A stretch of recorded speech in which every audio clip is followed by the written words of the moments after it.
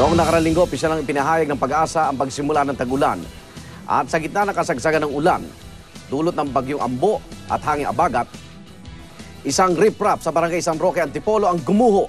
Ilang residente, sugatan.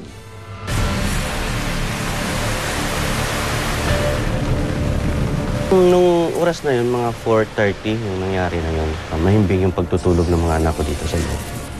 Naramdaman ko lang, may tag-isa-isang bumababa na bato nga galing sa taas. Parang akala mo ba na yung nagbo-boom ba sa ano tawag yun, yung sa truck ba nga binababa yung mga bato ba?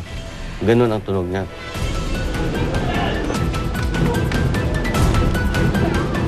Yung na-check ko na yung mga anak ko, sumigaw ako sa kapitbahay ko na gising na kayo dahil ang mga bato bumababa na. Yung kapatid kong sumunod sa akin, yun, nagulungan yung paa niya. Hindi ko alam kung nagulungan or nabagsakan ng bato kasi namaga eh. Tapos dito sa bandang sentido may tama.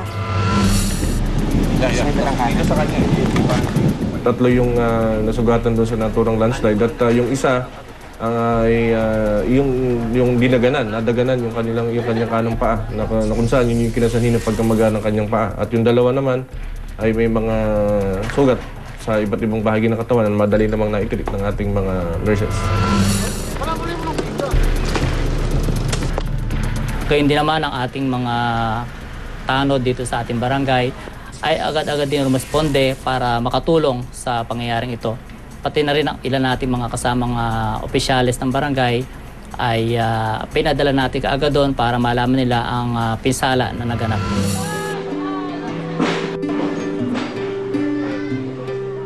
Malaking trauma ito sa amin dahil mula nung nagtira kami rito, hindi na nangyari yung yung landslide na yun eh. Walang nangyari. Nung dumaan yung Undoy, kahit baha, wala ang dumating sa amin. Kahit pa paano nangangamba pa rin dahil sa recrap na yan, hindi pa natatanggal lahat, halos lahat. Sana nga, alisin nila.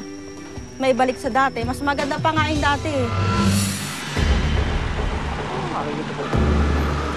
Tulad ng assessment na ginawa ng aming opisina, nakita na ang sitwasyon nga doon medyo kinakailangan ng tulong ng DPWH para immediately matanggal lahat yung mga nakadagan sa bahay.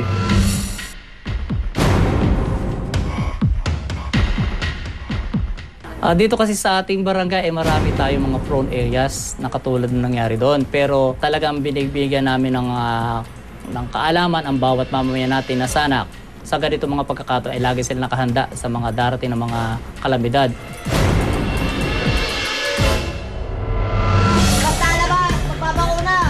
Ulit-ulit naming ina-advise sa lahat ng aming mga kababayan dito sa Antipolo, dito din sa lalawigan ng Rizal, lahat ng mga bahay na nasa tabing ilog, nasa tabing bundok at yung sa mga bahaing lugar ngayon pa na papasok na yung tag-ulan at mulit-muli na-advise namin lahat ng mga residente na maging alerto, maging alerto sa lahat ng mga pagkakataon sa lugar nila at kung kinakailangan ligasin nila yung kanilang mga lugar, mas maganda na unahan na natin yung baha kaysa tayo pa maabutan ng baha.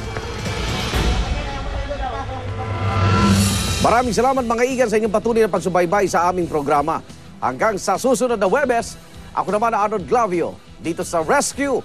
Naniniwala kami kahit sino pwedeng tumulong